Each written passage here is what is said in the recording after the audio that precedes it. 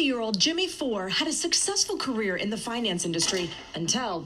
I started late in life with chemical addiction. 50-year-old Jimmy Four had a successful career in the finance industry until that chemical addiction changed everything. I went from a life on paper that I think most people would say was really amazing to being homeless for a year, losing everything.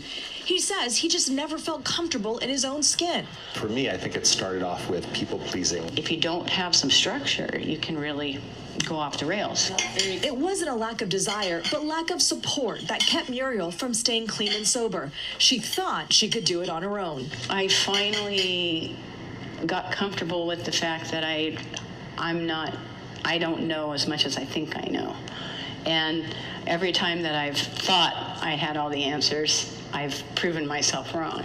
Both are now actively working on their recovery and living in clean and sober homes. Personally, I'm my own worst enemy, and I think most addicts and alcoholics are as well. I'm tired of being a victim.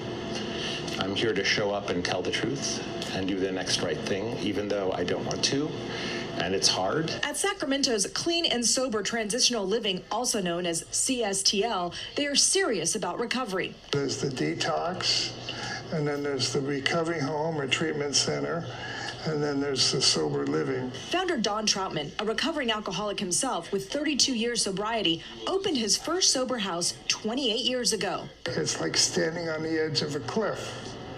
If you don't do anything after that, the time that you're going to be clean and sober is going to be short.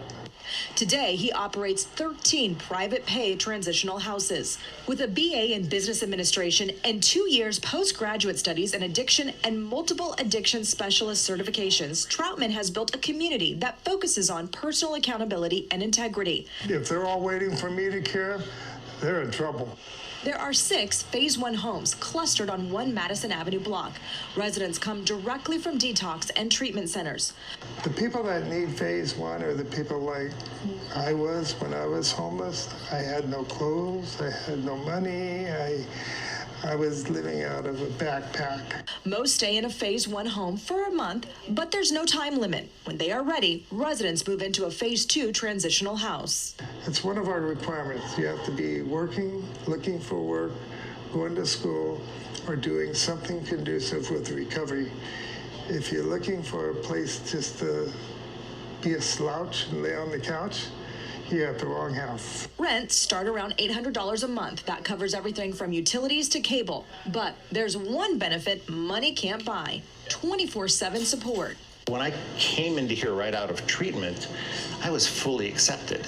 And there were people from treatment that graduated before me that made me feel welcome. Being with a group of people that are doing the same thing that I'm doing and that know me well enough to know if I'm starting to go off track. That keeps me accountable, and it keeps me honest. In addition to an alcohol and drug-free environment, there are multiple 12-step meetings. What CSTL cannot offer is drug or alcohol treatment, including counseling or therapy. You can only go so far to where you aren't crossing the line to being a treatment program.